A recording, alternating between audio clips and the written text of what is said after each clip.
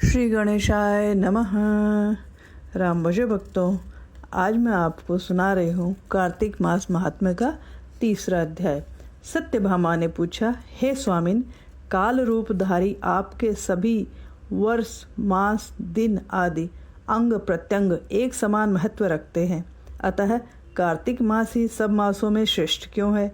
फिर सब तिथियों में एकादशी और सब मासों में कार्तिक मास ही आपको अधिक प्रिय क्यों है?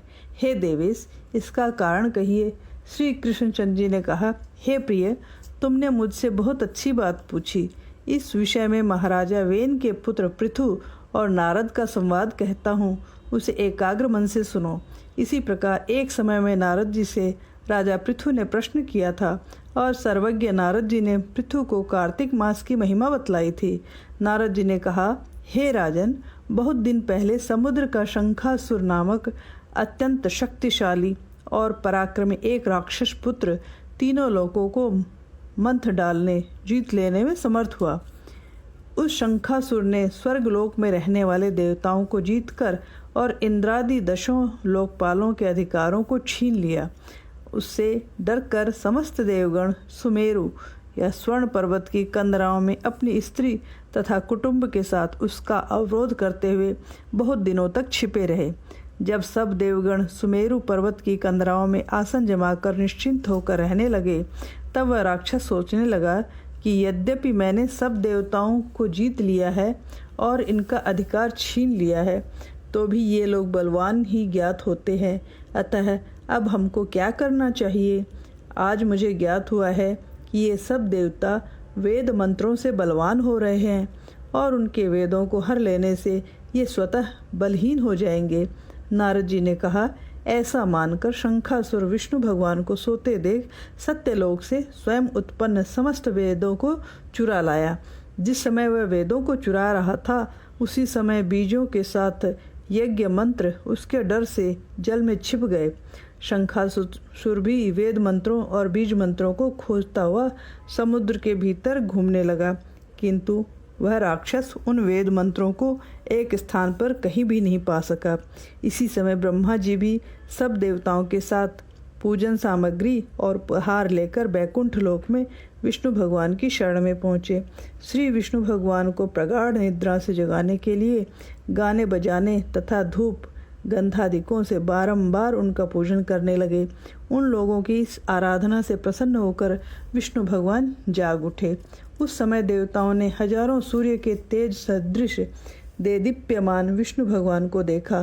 तत्पश्चात देवताओं ने विविध सामग्री द्वारा षोडशोपचार से विष्णु भगवान का पूजन करके पृथ्वी पर दंडवत किया। तब विष्णु भगवान ने उनसे कहा, हम आप लोगों के इस कीर्तन तथा मंगल गान से प्रसन्न हैं। आप लोग अपना अभिष्ट वर मांगे, मैं सहर्ष दूंगा। कार्तिक शुक्ल पक्षी एकादशी पर्यंत प्रातः काल में जो सज्जन आप लोगों के समान कीर्तन और मंगल करेंगे, वे हमारे अति प्रिय होंगे और शरीर त्याग करने पर बैकुंठ में आएंगे। यह जो पाद्य, अर्घ्य, आचमन और जल आदि सामग्री आप लोग हमारे लिए लाए हैं, वे सब अनंत गुणों वाली होकर आप लोगों को आनंदित करेगी। जो शंखासुर सब वेदों को चुरा ले गया है, वे सब समुद्र में हैं। मैं उस सागर के दुष्ट पुत्र को मार कर ले आता हूँ। आज से मंत्र, बीज और यज्ञों के साथ चारों वेद प्रतिवर्ष कार्तिक मास में जल में विश्राम किया करेंगे।